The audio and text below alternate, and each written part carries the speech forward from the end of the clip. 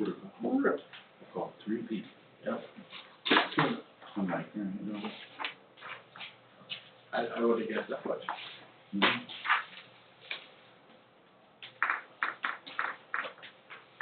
Lisa, did you get an answer? Neither did Sarah. I tried it, but sometimes she, like last time I couldn't get her. She'd been messing with her phone or somebody and they made it so my calls wouldn't go through. At least that was her excuse. I don't know. Likely story. Well, we talk all the time. All right, let's call the meeting to order. I pledge allegiance to the flag of the United States of America and to the republic for which it stands, one nation, under God, indivisible, with liberty and justice for all.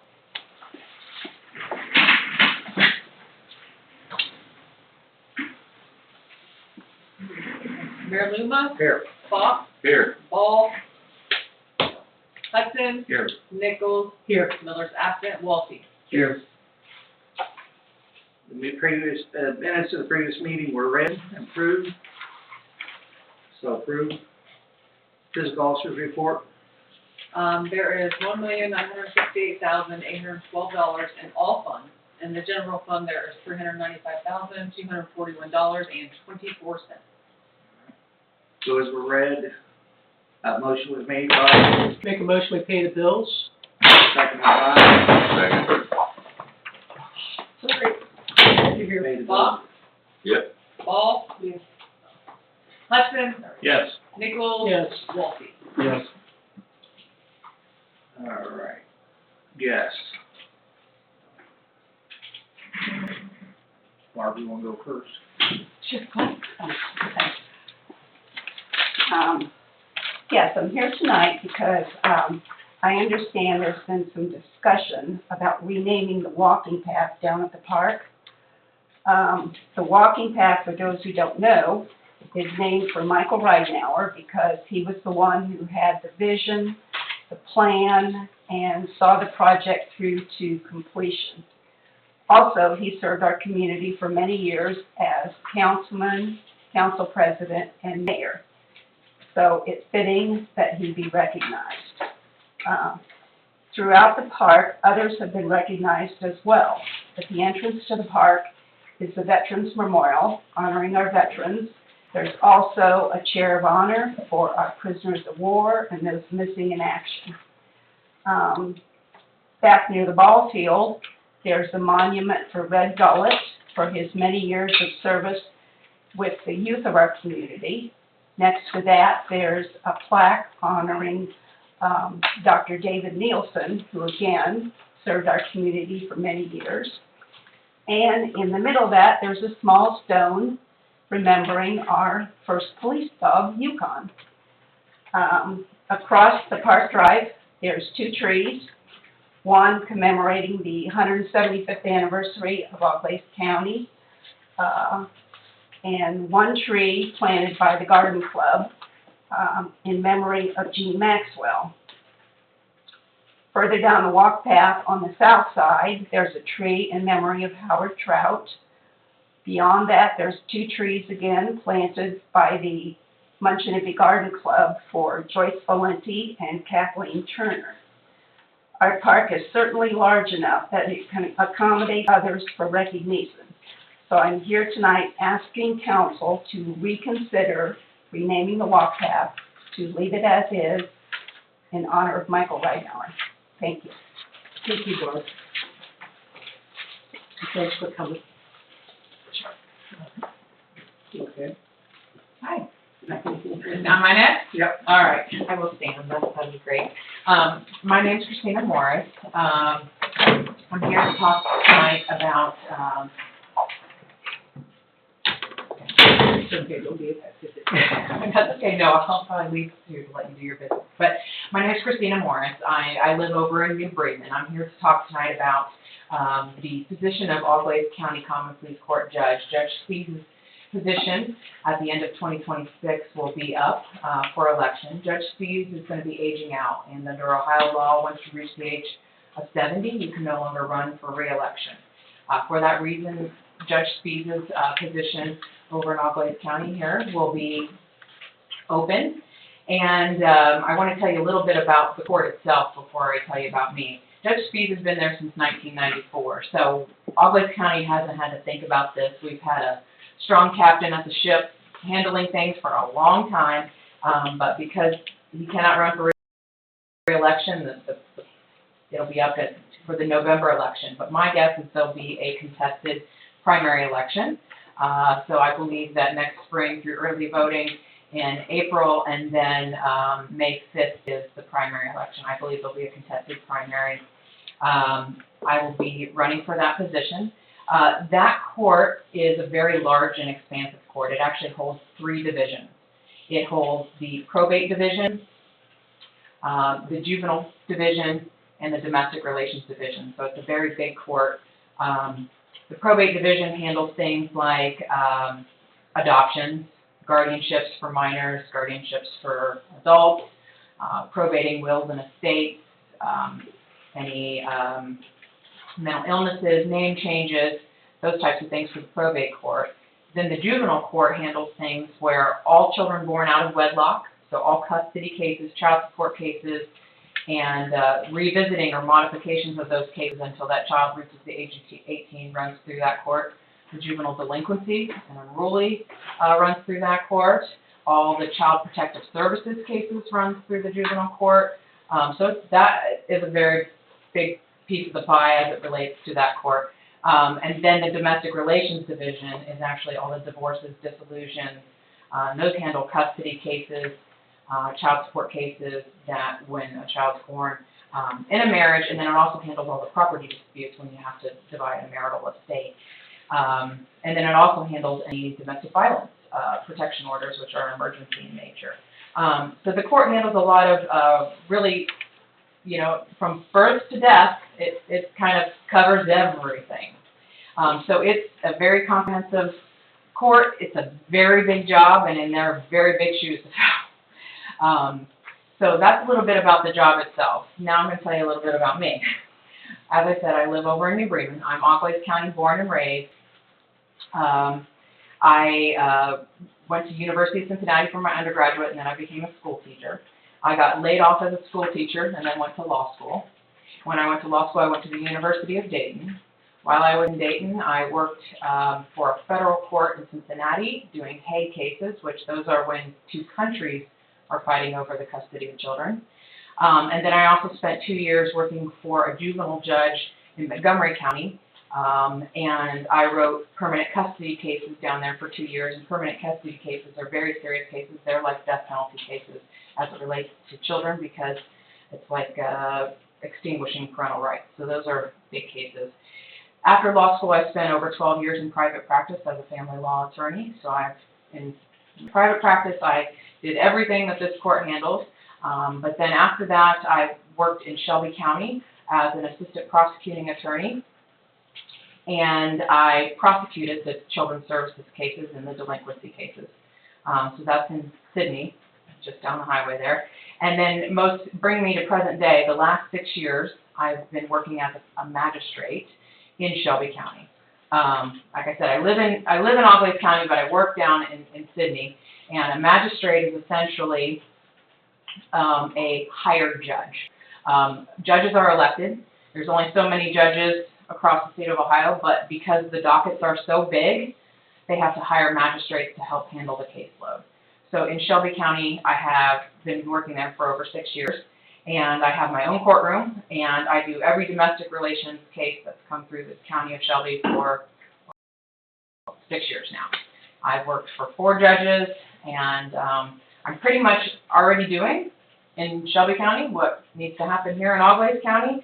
And I just kind of want to take my service that I do now and bring it home and work in my home county.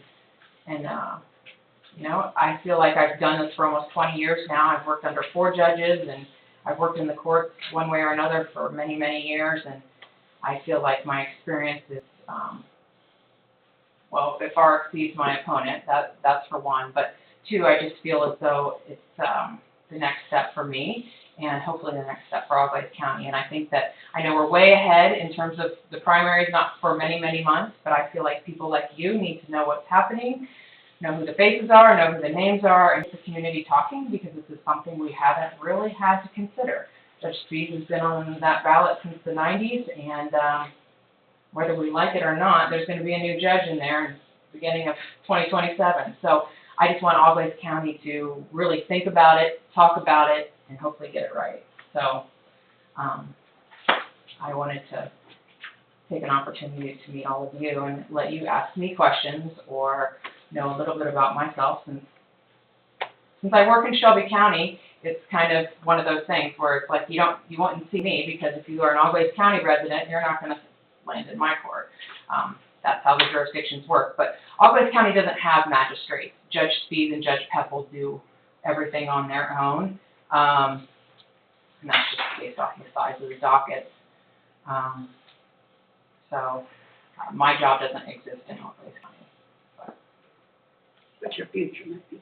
My future is hopefully in Auglaize County. That's my plan. It's just the next logical step for me. I've worked in the court for a long time. I've worked for judges. I already write decisions. I already handle the courtroom. I already conduct business.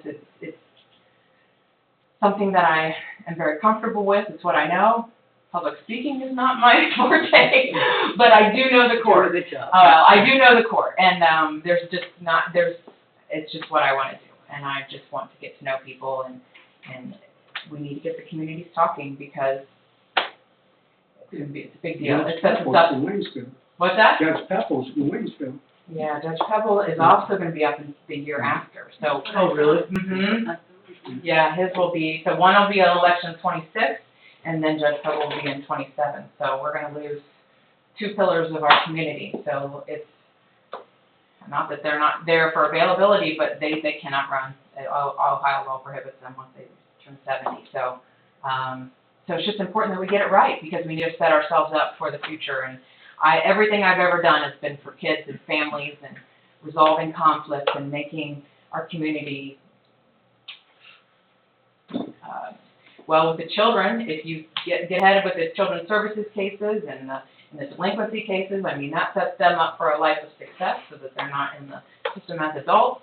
And then when you have the conflicted families, we have more and more children born out of wedlock, and that takes somebody that understands the system, understands the law, can be creative about how we can make things work for people. And pretty much all of us know somebody that's touched the system, and it really matters who you get in there. It matters. Is there things you would do different, what you currently do? Different? I don't know that I would say different, because Judge Speed is, his career has, he is a monumental figure in our community, and he has done an outstanding job. Like I said, steering the ship for a long time. We don't worry about the captain, he just takes care of business. There's a lot of things that people might say differently, case specific, but honestly, I'm just hoping to be able to fill those big shoes, and it's going to take somebody with a lot of experience to be able to do it, because that caseload gets bigger and bigger every year, and he's never even asked for help. He does it all on his own, and that's a big job.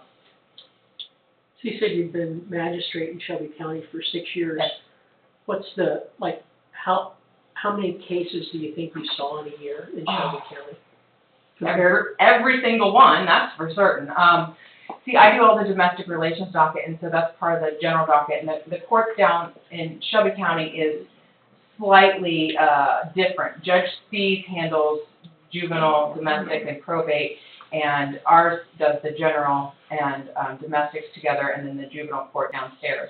I also stand in the juvenile court as magistrate down there for any time that the judge is out, and does do his emergency hearings. Are they comparable? Did you? No, Shelby County's bigger, for No, sure. I know they're bigger. Yeah. But in terms of what you were specifically doing, do you think you're gonna see fewer cases in Auglaize County or similar cases? I think I'll have, so it adds the probate to what I do. However, Judge Speed has a very large clerk staff, which is bigger than our clerk staff down there. So that's how he kind of organizes things, in terms of he uses a lot of administrative help getting it ready for him.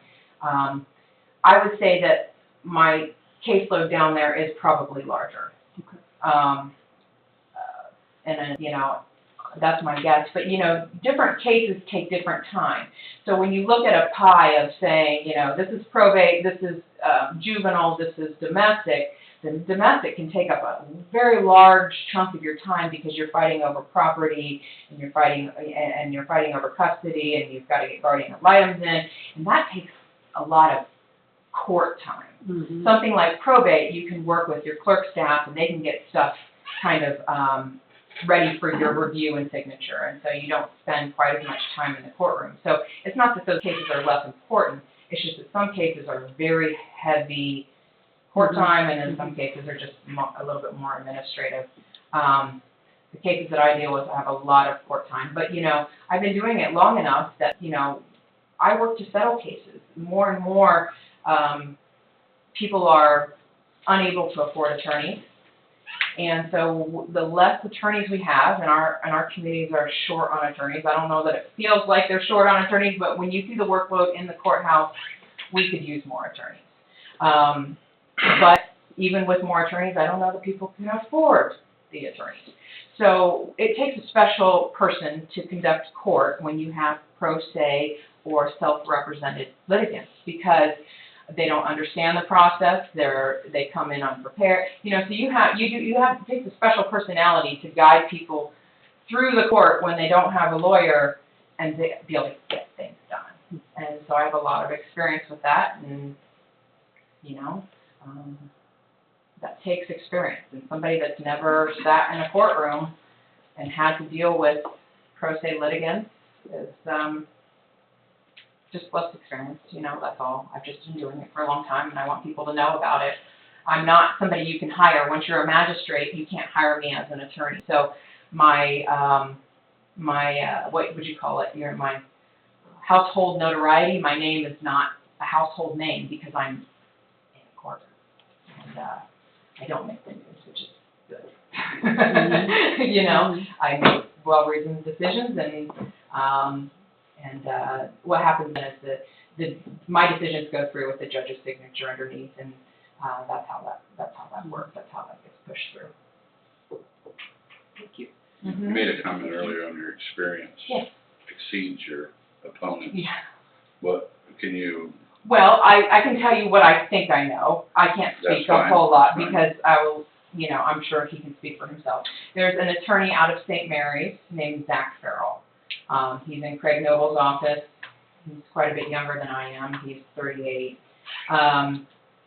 He does have some experience in the municipal court, as he has worked for as a law director for 2 years. But I have heard that he doesn't have domestic experience and he doesn't have juvenile experience, but he has the temperament and the desire to be a judge. So that may be our next judge. I don't know. It's just going to be up to the community. You know, we all have our one vote, and it just matters. I think everybody in here knows that. But I was just asking because I have custody of my 3 grandbabies, and I've been through that process. So, oh, God bless you. I just want somebody that Knows what they're doing. exactly. So, You know, I've done everything. I've done all. I was the prosecuting attorney for all the CPS cases. There's just not things that I haven't seen. Those are tough roles to fill. But I did that, and I've done the juvenile delinquency cases, and those really matter because, I mean, those are our youth, and you got to reach them. And I was a former school teacher, and I know those things. You know. What grade did you? I taught K to 4. Reading? No, I taught art actually. I was an art teacher, but I taught K to 4. So you have experience in being psychological help to kids? Developmental, yes. Yeah, developmental. Yes, I understand all the developmental ages.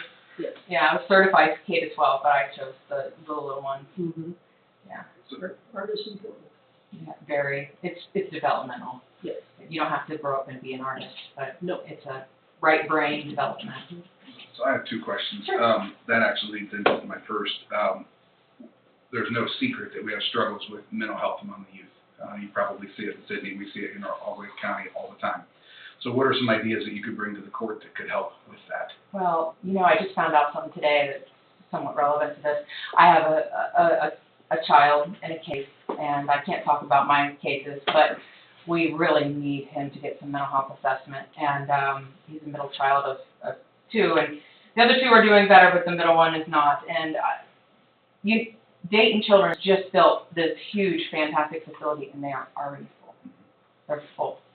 I can't find a place in Dayton for him. I can't find a place in Columbus for him. I can't find a place in Cincinnati for him.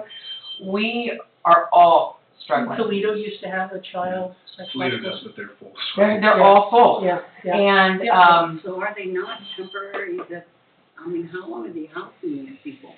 well, this child doesn't need house. He just needs services. And, so the services are full. The service, you know, he has parents that will, for now, are willing to help him. Do the school council do that?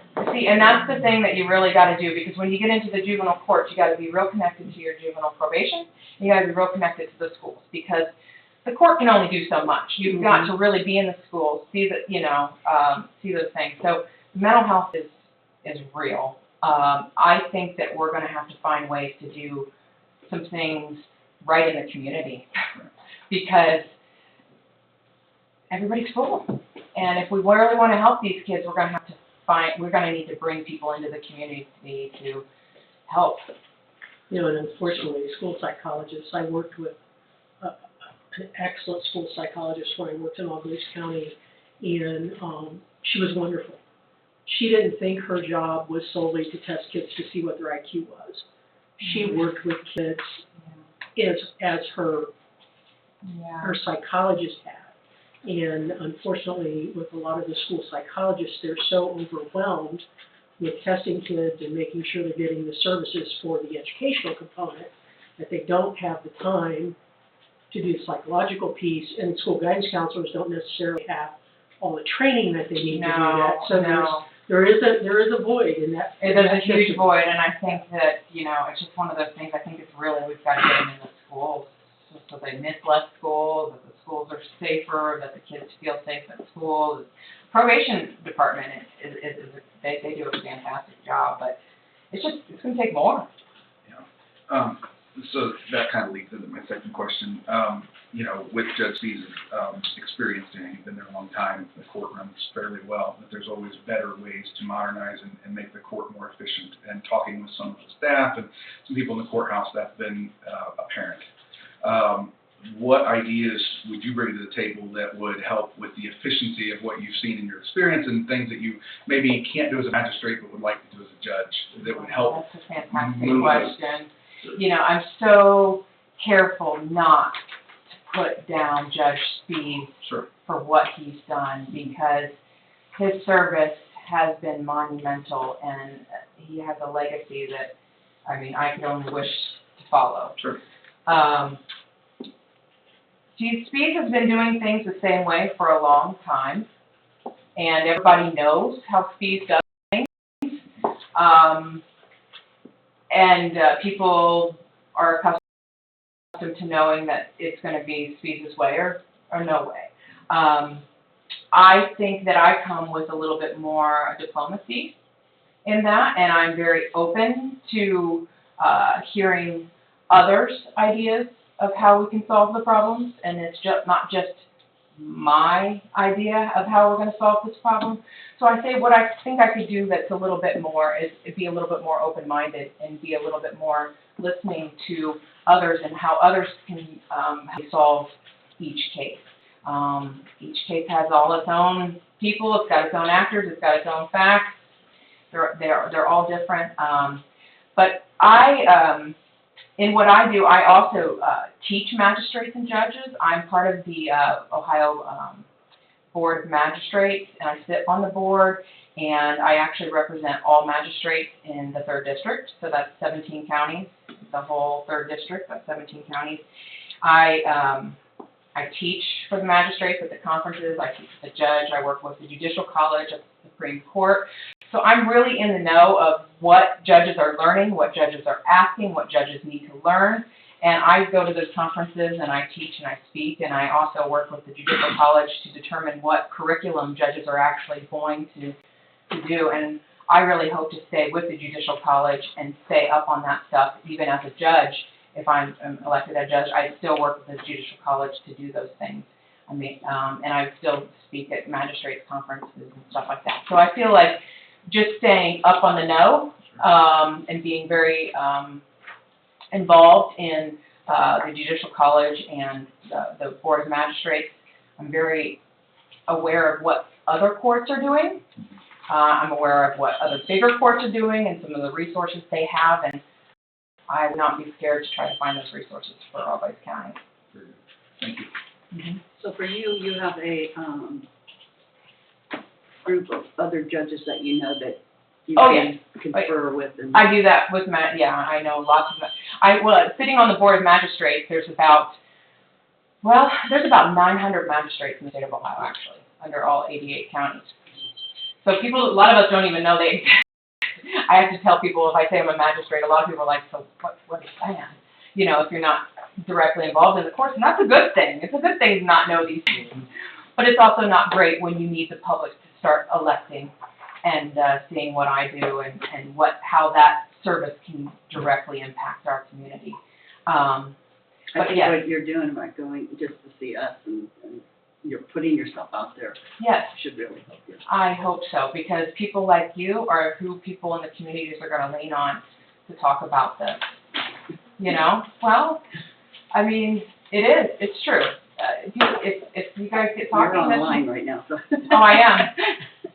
Yeah, well, good to know. Yeah, you're sorry, shut up, we're live on Facebook. Well, hi, everyone on Facebook. You guys should have saluted before we started.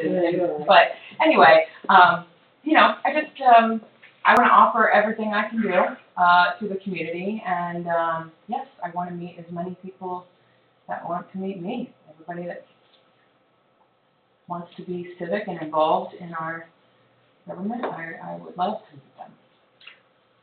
Well, please, when you campaign, just state the facts and don't sling mud. Please don't sling mud. I hate. No. I hate. Well- I know I don't get that from you, but I'm saying. Yeah, no, well, I'm already a judicial officer. I know. So I can tell you that my judicial ethics will require me not to do that. What you've said has been perfect. You know, you've stated the facts, what your experience is, and that's Yeah. what the people need. And to I just want to talk about myself, I know. and That's good. that's all that matters. And that's the stuff I know. I can't be wrong about that, right? So, Thank you for coming tonight, but also for putting yourself out there. It's no little feat, as we all know, to put yourself on a ballot and have to stand in the court of public opinion and see, you know, where you stand. That's a lot of courage and a lot of commitment to what you do. So, thank you. thank you. I've been doing this for almost 20 years, and I live the life that I live. I walk the walk that I talk, and so I've got nothing to hide. This is what I do, and this is what I want to continue to do. And I really hope to come to Auglaize County and do this, but I am blessed enough to be at a great job that they don't want me to win. They want me to lose and stay where I'm at, because I've been doing a good job, and they don't want to lose me. But they have given me the blessing to do what I do, because my judge, although he can't endorse me, judges cannot do that. But, you know, he's given the blessing because he knows my capabilities, and he wouldn't want Auglaize County to not have a chance. They sound like great capabilities. Well, thank you. Like I said, I can talk of myself because that is what I know. But I just thank you for a lot of your time, and I just implore all of you to talk. Thank you for knowing where Waynesfield is. Thank you. I grew up in New Bremen. We play. I mean, like But we're way up here, and it's like, where? No, I We're on the grew other up. side of 73. Yeah, that's okay. You know, all of Auglaize County matters, and just because I live in New Bremen doesn't mean that we have every person in Auglaize County matters, and those are the people that will be in the courthouse if their life's over. Yeah, you might see some of. Well, yeah, that's okay. We'll handle it to the best we can, and that's my plan. So, I just implore you to start talking. Tell people, because a lot of people won't know. A lot of people think about. It's good that we don't have to think about Are you the gonna judge. have signs? I will probably have some signs, but I'll wait till, I mean, we've got an election and I'm funding everything myself. I'm not asking for money, so, it's my job to get. That's how I do it. Just in case nobody got it, would you, reiterate your name? Christina Morris. Thank you. And Christina's with a K, last name's Morris. So, All Glades County, Common Pleas Court. I mostly mention Judge Steve because everybody then knows who I'm talking about. Now everybody's like, oh, okay, well, why is he not? Are you running against Judge? No, I would not dare. It's gonna be open, so somebody will be in there in 2027. Okay? Thank you. Any other questions? I'll let you guys get to your meeting. I took up a lot of your time, but I really appreciate It's it. okay. I appreciate it. Thank you. Thank you for taking time to come see us. All right, yes, thank you. All right. You can stay. No, you don't. You don't sound like you're very busy, so I'm sure you have Well, plenty of time. I do have plenty of time. This is, Tongue in cheek. You're a busy man. I work today. Safe travels, watch out for the deer. Yes. I saw 4 on the way here. They Oh, were my. luckily, If grazing. the corn comes off, they'll, Oh, that's exactly what they're doing. Hunting season, I'll be running too. yeah, and they'll be running soon like crazy people, so. All right. Good Thank night. Thanks again. Thank you all. To see the judge that this, lawsuit that Waynesfield had here? No? That was being the judge from our county.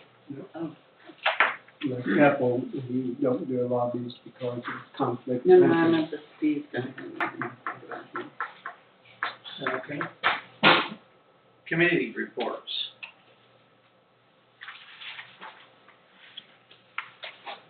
Got the park ad hoc, I believe that's all we have. Is that all it is? Yeah. Okay, so the park, ad hoc committee for the park dedication met. We're moving right along, really good. We've got as you can see in the paperwork, if you look, we have an agenda that we're looking at.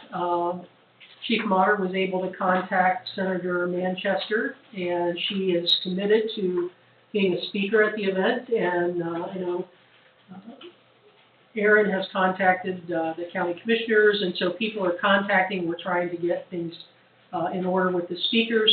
The Ohio Muffins, which is an old-time baseball team, this is exciting, I think, will be there.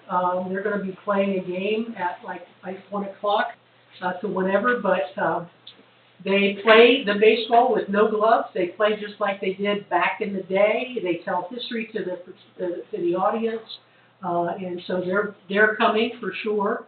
And there may even be a second team, which would be a women's team that will play like old time baseball that the women play. And so that's exciting.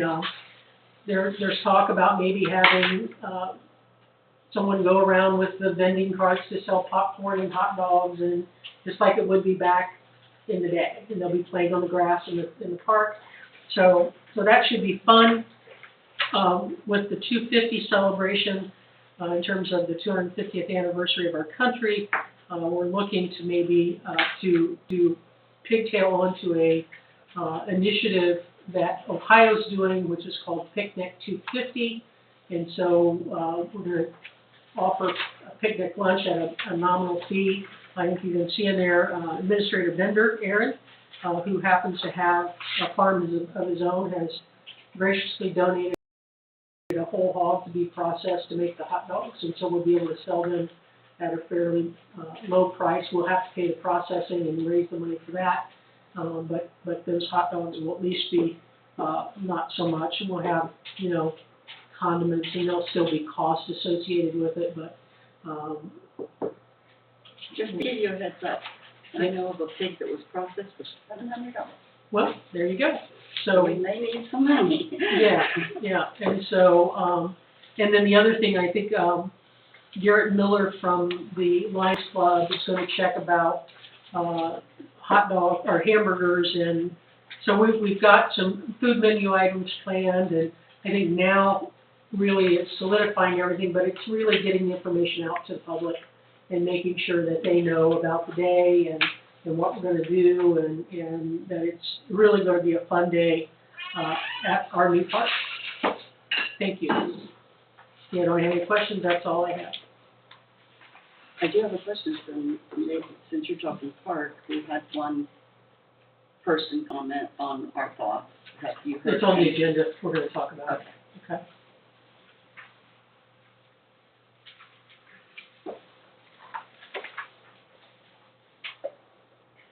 All right. Other committee reports, form of the police report.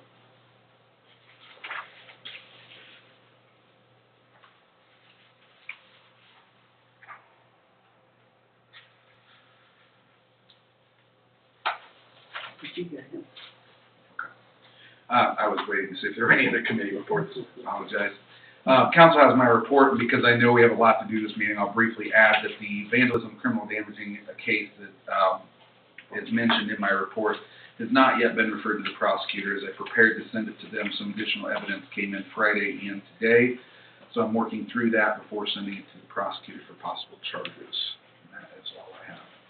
Do you think there's a chance charges won't be? I will never commit to what the prosecutor may or may not do. I will present the best case that I have, and ultimately they make the decision on whether or not there's charges. These individuals, if they aren't held criminally, could be held civilly, liable for property damage? There's always a chance of civil, yes, there's always a chance of civil. So the property owners could. Yeah. So far, most of the property owners have not wanted to pursue anything. However, because there was damage to some village property, I'm kind of pursuing it from that angle. So despite whether or not any resident wants to pursue anything, I do have one resident that is pretty adamant about going forward. So that will look good in the court's eyes. But we had roughly 15 properties plus village and construction crew property that was damaged. So it was a pretty significant amount. And I can say that we do have suspects, and they are not juveniles. That's all I can say on record at this time. I understand why you wouldn't wanna pursue, Yeah, because if you don't, it sets a precedent. it's just showing that you're not. Well, I can't speak for the residents, but many of them just cleaned it up and moved on. But there are several orders, at least one that wants to pursue with this. And like I said, there's still some work to the investigation that needs to be done. I met with the deputy that started the investigation today. He provided me with some additional information that I didn't previously have that will help. He was off for 4 days, that's why there was a gap there. But he provided me with some really good information that should help tremendously. Again, as investigations go, I go where the evidence leads us, and we go from there. But there's some follow-up that needs to be done, and I'm hoping within the next couple of weeks to have that before the prosecutor, and then they'll make a determination of charges. I will say that any charges that likely come will probably be a third-degree misdemeanor, which is like one step away from a minor misdemeanor. So it's not a major felony crime or anything like that. So, however, with the number of properties, each property is a separate offense. So if I can get charges on each property, then I'll do that. And then is Waynesfield involved in this, if our property is damaged? Well, certainly that's I know if it was one of the, maybe that's they one of the did it, things. they'd want to punish. Mhm. We're definitely stepping ahead. It's horrible that the one time I see the Village of Waynesfield in the Lima news on TV is vandalism. Our community's better. Yeah, and again, I'll have, once, if the prosecutor's office decides to go forward with criminal charges, then there will be a release as to who the suspect or suspects are, and it will be made very publicly known. If I can't get charges, then obviously I have to follow policy on that. But I want this to be a very strong example of what this community will stand up against and what we will not tolerate. So again, if I felt that this were 12 or 13-year-olds doing it, it might be received a little differently than the age group that I'm dealing with. So I'm very disappointed in the age group that took part in this. Silly. It's taken a lot of time, it's taken a lot of money, taken a lot of effort. It's really been frustrating. So, but the investigation continues, and we're gonna do it right and see where it goes. Why we have you. Yeah. I hope. Thanks, Nathan. You're welcome. Those administrators report. To tag on Nathan's point, I know we got a lot to get over tonight, so council has my report. There's only a couple updates that I have that I want the council to know about. Probably the biggest thing is I had a meeting at the county annex today about the blighted properties grant. Just a little bit of change there from what has been in the past. One thing that has not changed is the deadlines. If we have something that we want to put on the docket, we have till November 14th to do the initial. After that, we have till January 9th to have the big portion of the information put on there. That being said, Wabash County was given $230,000 from the state to put out there for blighted properties. That being said, it sounds like a house with a basement is around that $7,000 to $8,000, and without a basement is $5,000 to $6,000. So that money could go very far. One thing that I did learn today that is a little outside the realm is they are looking at paying 100% of the properties. Before it was 75-25, but what they're trying to do is these folks that have the blighted properties, most of them can't afford to tear them down, to make it so they don't have to have any money involved in it. So coming out of that meeting, I thought of at least 2 or 3 properties in town. I would like to talk to those property owners and then reach back with council members, maybe have a committee meeting, because again, I need to reiterate that I don't know if the county just needs addresses and then we can go from there with it, but we definitely want to put something in there. It has to be the homeowner's position to say, hey, we want this done. I think it'll be a little bit better pushed now because there's no money out of their pocket. So there is some light at the end of the tunnel on some of the properties that we've been talking about and trying to figure out how, but this is a really good idea of how it could work. So I will talk to Nathan. I talked to the fellows today, and again, there's at least 3 properties that I can think of off the top of my head, if not 4, but I want to talk to Nathan about it. We were both busy today, and we hadn't had time to chat, so I don't think we'll be able to talk about this before the next council meeting. So if we have a committee meeting on property maintenance, something like that, then I can give a idea of what the thoughts are. And if I've had time to talk to those homeowners, see what their thoughts are. So, other than that, the street project is going very well. The hope and goal is to have all the sidewalks done before trick or treat. The road will still be closed, which is, in my opinion, safer. They'll still have to be careful of stepping off the sidewalk to cross the roads, but at the end of the day, roads closed, sidewalks are open, they go house to house to house.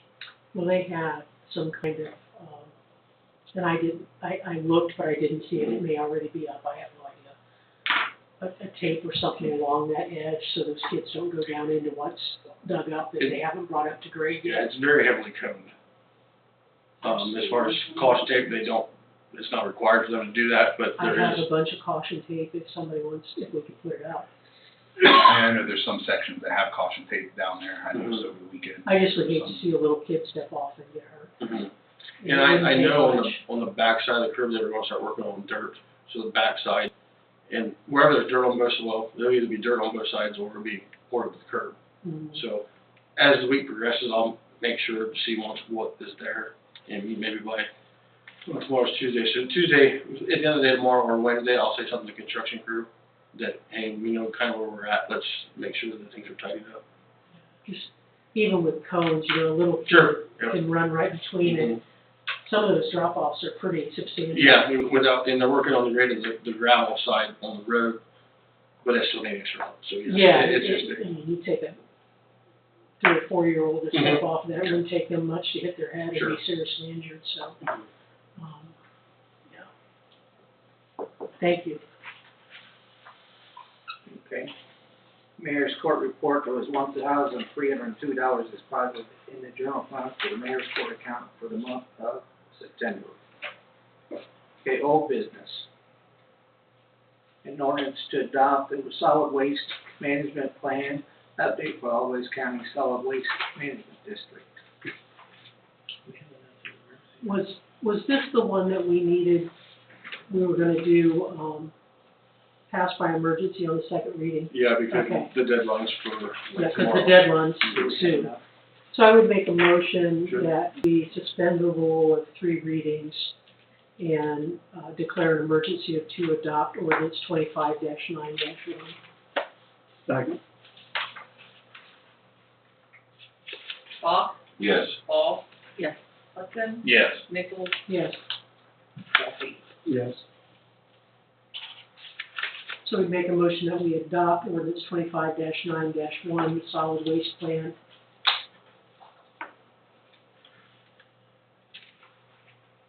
I second.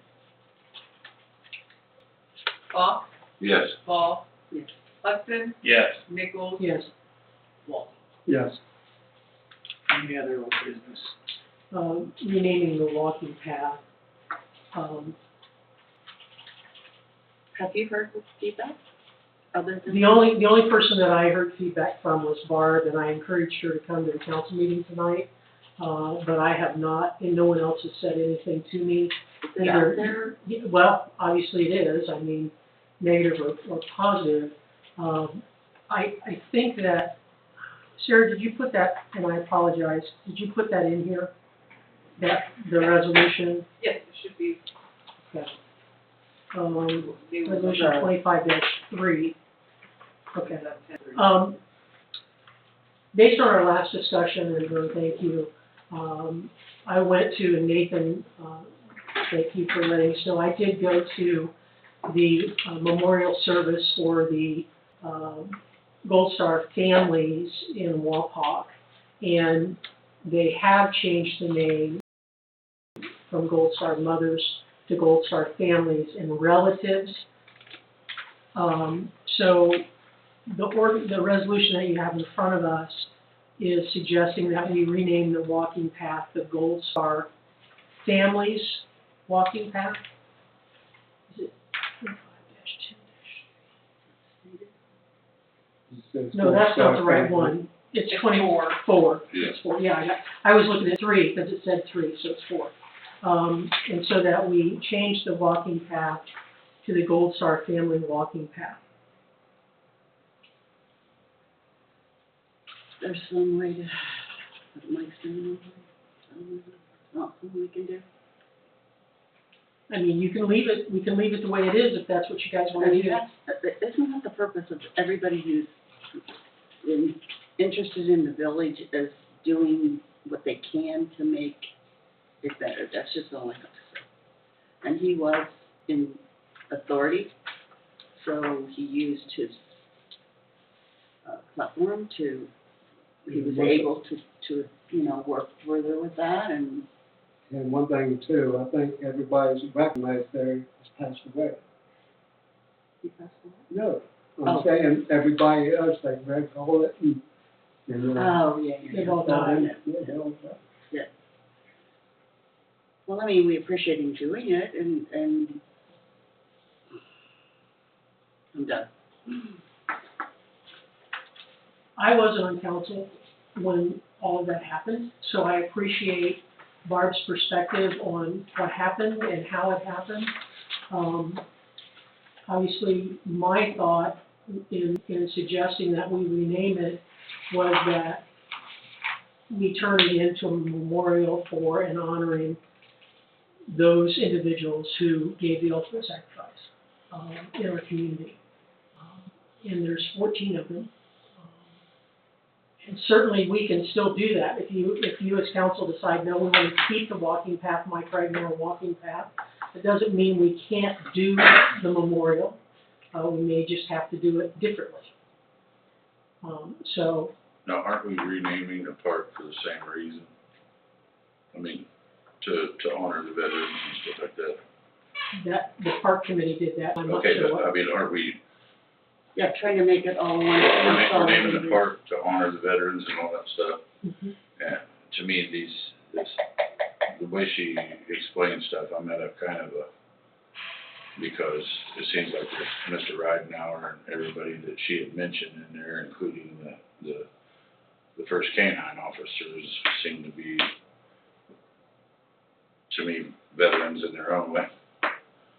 So I'm at a kind of a, Can we, would the dog be part of a, I'm in It's all a like kind of war way or- that I don't know about Well, changing the name of the path, because we're honoring with changing the name of the park, or we're making the name of the park, so we're honoring the veterans. I'm having myself personally. but I thought the idea was to make it low. The one goes with the other. The ad hoc committee, part of that is honoring the Gold Star families. Mhm. And part of that honoring is having monuments placed throughout the walking path. Mhm. And if you do that, it seems like it's counterintuitive or whatever to have two names for the same walking path. Mhm. So you have to look at that. You either make it a monument to the Gold Star families, or you don't. Mhm. Well, she's bringing up a dog that has no Well, relevance to what you know, it thinks, so. Here's the other thing. And I'm not, you know, to me, if someone cares enough to come to council, we need to consider it. Yes. Okay, I really believe that. However, we're not doing this by emergency. This would be our first reading, and, you know, we can go out and try to solicit more information and get more information. But I'm vested in it because I am, and Tom and I are working with a committee to do the memorials, to put them along the walking path. So I'm not gonna make the motion. I'm just gonna put that out there. And somebody else needs So to. what are we motioning on, Resolution 25-10-4. It's just the first reading, correct? It's just the first reading. if 4 is not listed on the thing? It's under old business, Deb. It's 25-10-4. I know it says 3-4. Okay, I make a motion that we adopt resolution 25-10-4, renaming the walking path. This as a first reading.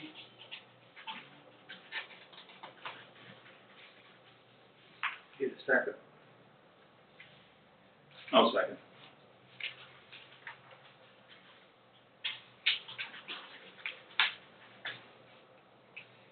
Fox, It's just the first. Yes.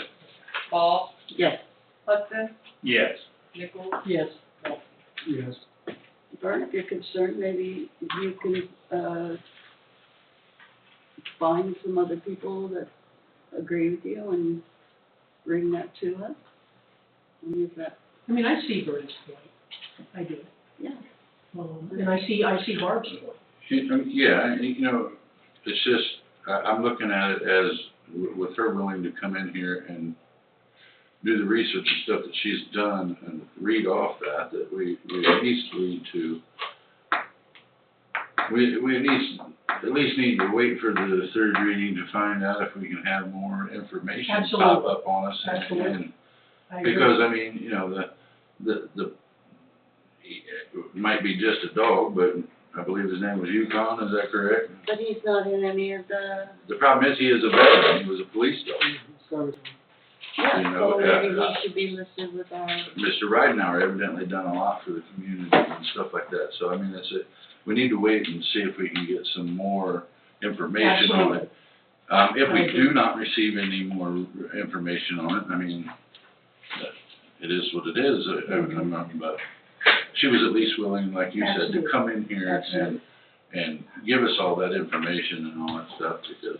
And she talked to me outside of council, and I encourage her. I mean, I, even though I'm kind of the one that has started this, in terms of the memorial, our job is to listen to the residents of this community. It's not to do what I want to do, or what anybody else wants to do. It's about listening to the residents. And so, this is only the first reading, and I told her that when I talked to her. I said, and we have, as council, I believe we have done our due diligence to not pass things by emergency. That could be done in 3 readings.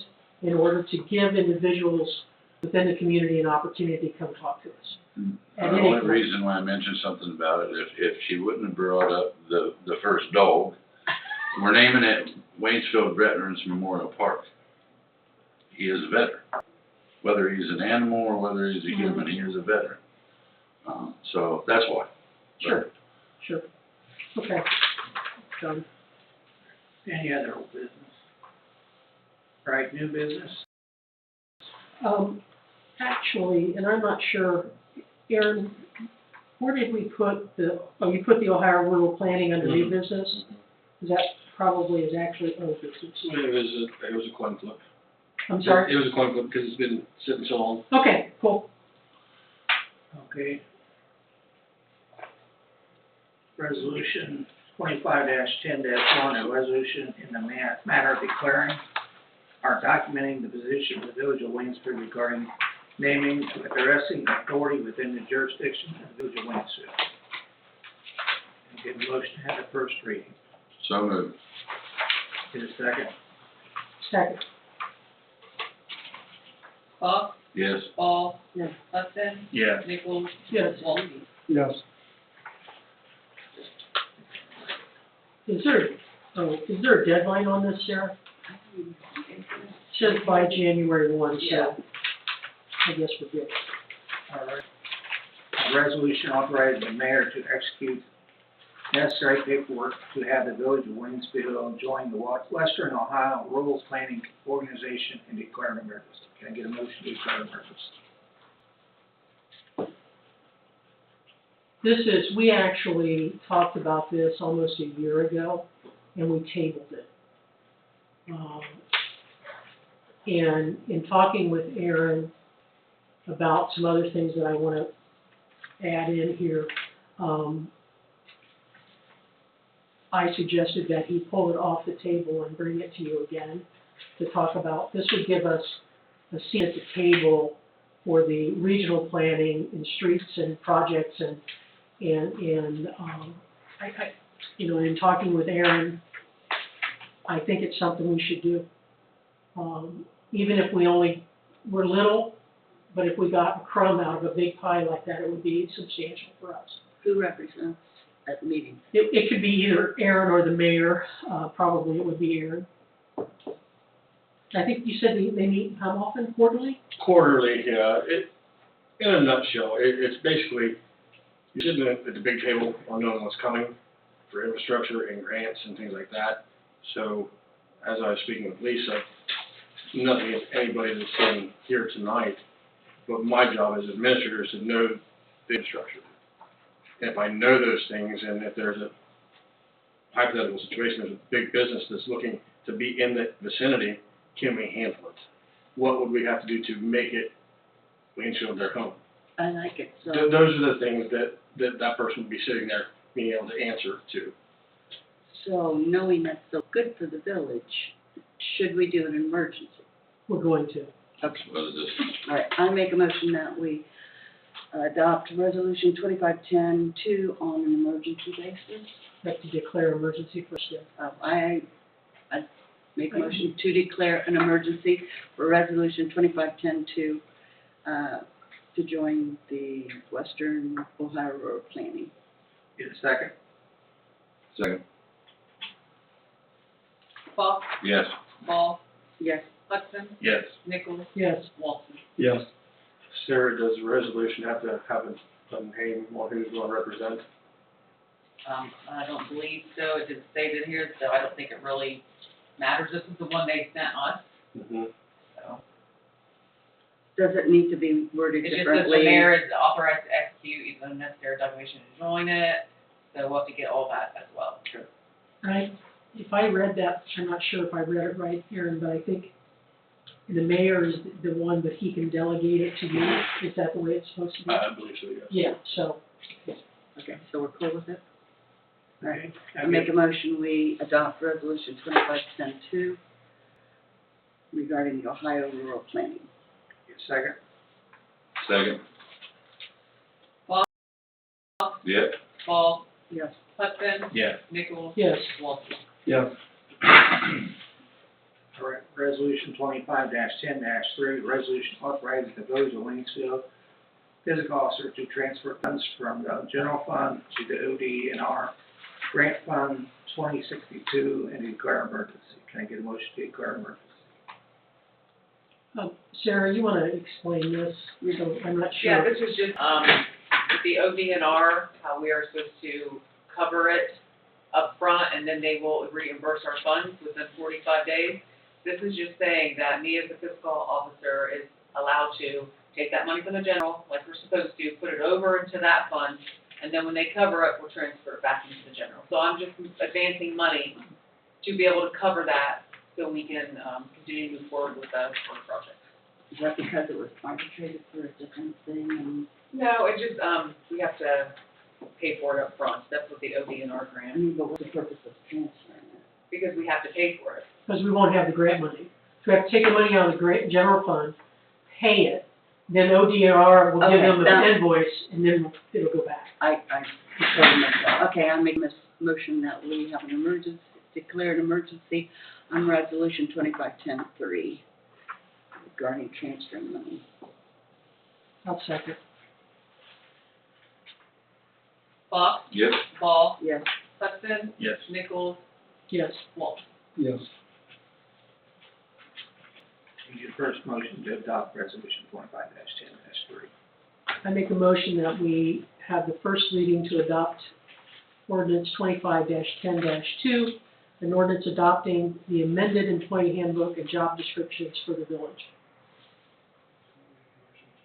We had to vote on Wait, We're it. on 25-10-3. They just passed it. Did I miss one? I'm sorry. We just. No, we're, I stay I in the emergency. removed my motion.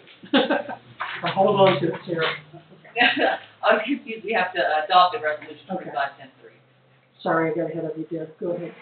Oh, I thought you were doing it.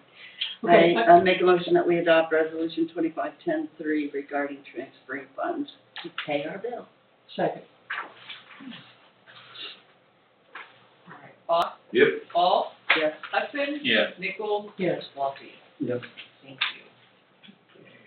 Ordinance 25-10-1, an ordinance to make appropriations for current expenses and other expenditures of the Village of Waynesfield, State of Ohio during the fiscal year ending December 31st, 2026. Can I get a first motion? So moved.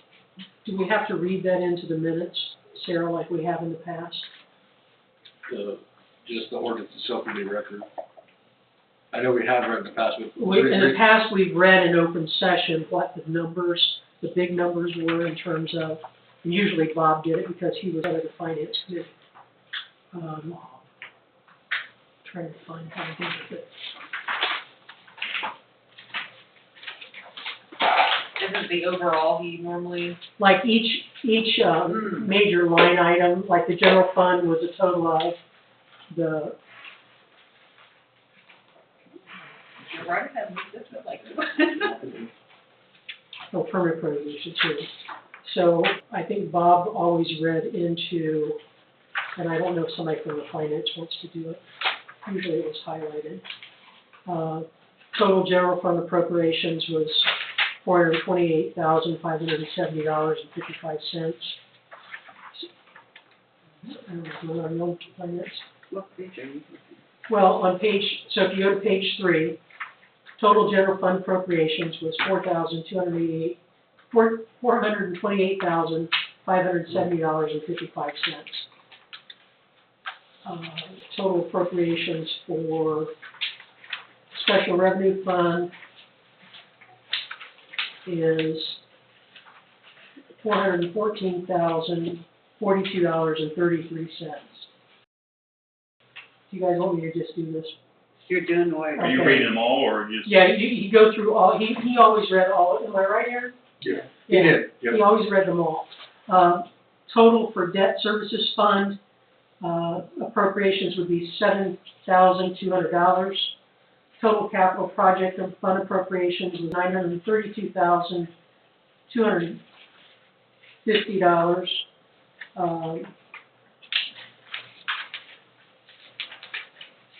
Total enterprise fund appropriations was $1,718,998 $17,258.55. Total agency fund appropriation is $17,255.65. Total appropriations, overall was $3,738,935.84. That's including grant money. Without grant monies, the actual appropriations would be $3,185,198.57. And without grant monies and the capital project, is the capital project the parks here?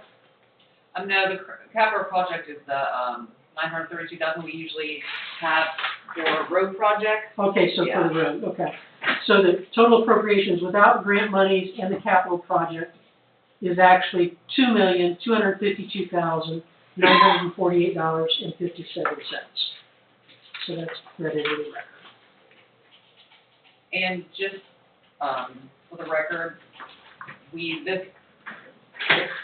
this will change probably towards next month, because we are paying for the park equipment and the splash pad equipment.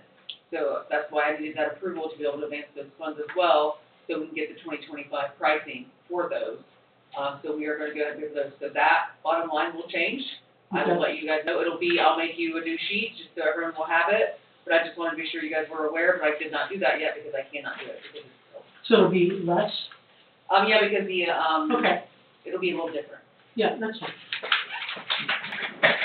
Can you give a motion to accept first reading, ordinance 25-10-1? I'll make a motion, we have the first reading of the ordinance 25-10-1, permanent appropriations for 2026. Is second? Second. Fox, Yeah. Ball, Yes. Hudson, Yes. Nichols, Yes. Miller. Oh, sorry, Walty. Yes. Okay. And thanks to all the department heads, Aaron, Nathan, and Sarah. I know you guys put a tremendous amount of work in getting this done. Thank you. Okay, ordinance adopting the American amended employee handbook and job description for Village of Waynesfield, Always County, Ohio. Can I get a motion for first reading? Make a motion for first reading of ordinance number 25-10-2 regarding handbook for job description. Get a second? Second. Fox, Yep. Ball, Yes. Hudson, Yes. Nichols, Yes. Walty. Yes. Okay. Then we want to have a discussion about Always County Chamber of Commerce. Please.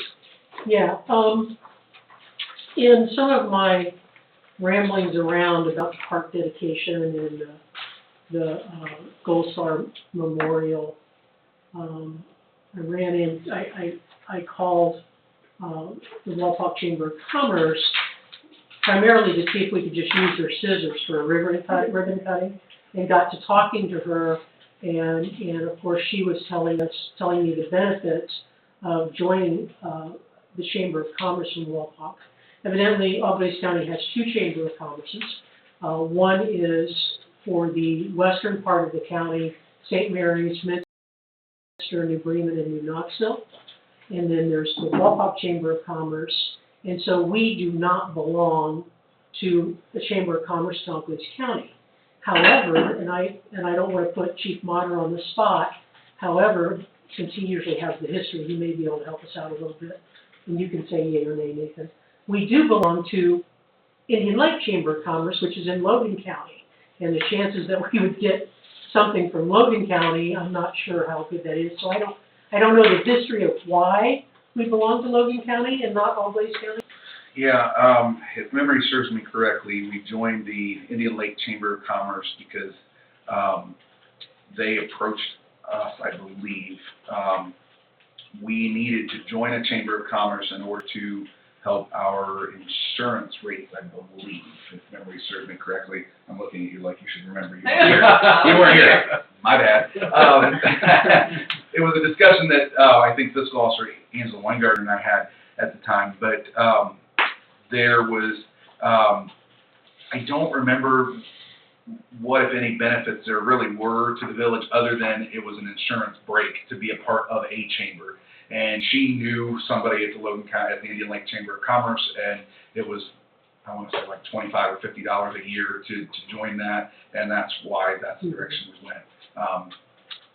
Yeah, that's the only rationale I can remember. I will say that, and I don't have my notes in front of me, and I apologize, I should have had them. I believe the Wapak Chamber of Commerce is $150 a year. And in talking with Aaron, actually, this discussion brought up the West Central Ohio discussion and us trying to reach out to do more for the village in terms of soliciting businesses and getting our hats or our seats at the table to even talk about that. So the Wapak Chamber of Commerce is $150 a year. Is that So, well, how can we be part of something that's city of their own? it's not city-owned, it would be us and them.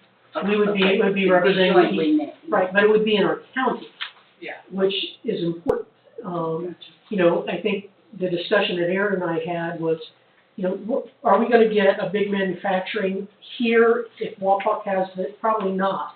But maybe there's something that we will hear about that will benefit the village. But if we're not sitting at the table, we're never gonna hear about it. And, if it was solely for an insurance break, Yeah. let's join a Chamber of Commerce that's in our county. Yeah, if you look at the development over by Craigersville, that may or may not take place, if that takes place, we could be directly impacted. And if you are part of the chamber that may have their hands in that, it would be better to be part of that, to have that insight as opposed to something else. And certainly in terms of who would represent the village, Aaron made a good suggestion, and I don't want to take words out of your mouth, so if I misspeak you, please, or if you want to say what you told me, who the person should be, I'll let you do that. My opinion there was, you know, I'll back up just a little bit. We're in a very intricate portion of the county. We have Hardin County, we've got Logan County, and we're in All Glades, and we're not that far from Allen. So we're in that perfect spot, but we need to be in the home county, to the point Lisa made. My suggestion to Lisa was whoever, if and when we would join one, whoever would be the president of council would represent the village.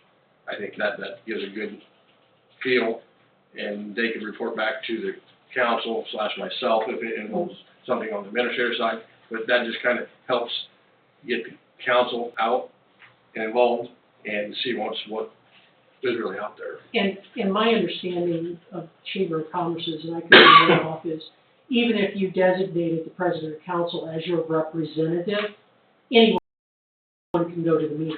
That's on the council. Like, you know, we could have 3 or 4 people go, and listen. It's not like it's a closed session, it's an open session. The other thing you can do is you can join multiple chambers of commerce. So if there's a discussion to be had, you know, maybe contact Indian Lake Chamber and say, what's the benefit of us joining you guys? And maybe they would make a compelling It's only argument. $25 or $50. Right. It's probably not worth saying no. Right, yeah, I mean, you know, and who's to say you don't join the Allen County Chamber of Commerce? I mean, you can join anyone you want. They'll take your money. Sure, they have a national, I used to belong to the National Chamber of Commerce, national. Maybe you need to be our representative, Mr. Hockey. They fought for me. I won't go in details, but it's good thing I was a member. So, and we don't have to do it, I don't know what the process is for the council to say yay or nay, if we have to have a resolution or what. But I wanted to bring it up for discussion, and if you guys think it's worth something, then Sarah and Aaron and whoever can investigate what we need to do. I have the contact information for the young lady that I talked with, and I can give that to whoever would like it. You can give it to me. Okay. Her name is Lindsay Young. And I didn't write the number down. Okay, you can give that to me when.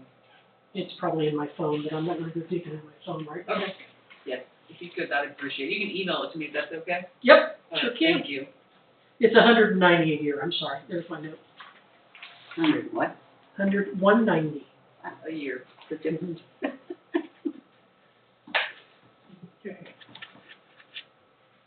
So that's something you want us to look into, bring back? If, I mean, are you guys all in agreement that that's something does anybody have opposed think us? so. No, I think definitely. Worth investigating. I mean, what advantage other than insurance has Indian Lake done for us if we can get more advantage from all this county? I mean, Yeah, I think it's something's worth looking at, yeah. So, yes, Aaron, I guess. So we may possibly bring a resolution if needed The next one. next meeting. Mhm. Thank you. Any other new business? All right, now I shuffled my papers around. I have.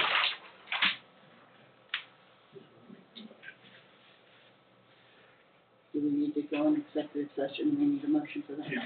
I make a motion that we go into executive session regarding employee raises. I guess Sarah gave this to me. Motion made to conduct an executive session to discuss the appointment, employment, and compensation of a public employee or official. So, motion Who's made, gonna I'll be second it. involved with you, Huh? who's staying, that's what you're, with the mayor? And, we would want initially, so the first would be with the mayor and the village administrator, right? So I'll second that motion. Like, did I do it wrong? No, you're fine. You're fine. Okay, Fox, Yeah. Hudson, Yes. Nichols, Yes. Miller, Walty. Oh, Yeah. sorry, Walty. Well, I didn't I'm not used to him not being here. I didn't get me right. Paul, sorry. At least I don't think it is.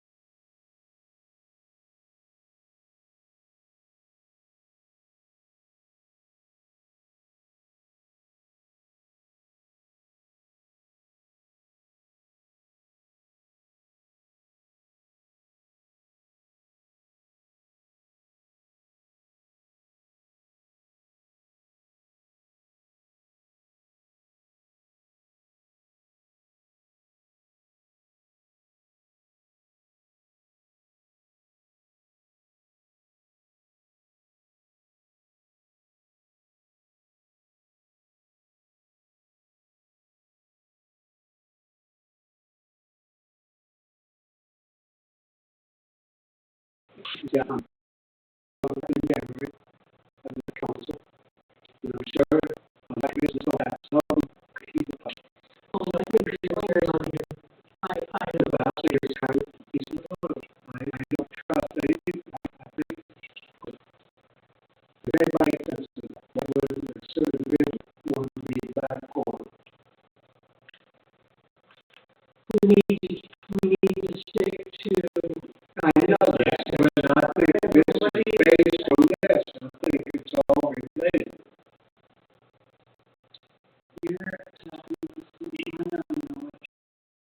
you know, the reality is he has connections, he has everything that we need him to have. He had a silver barrel when we hired him. And if I was in his seat, I'd be asking for this too.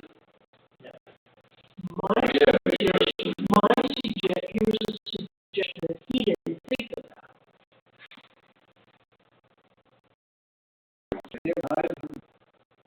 Maybe I thought it was more, right, now I say. Well, I'm the same way, I think about it different too, because there ain't nobody here wants to do his job. And loses him, we have to go through the whole situation again. Find somebody with the knowledge of what I don't say I don't want on. But we have to look over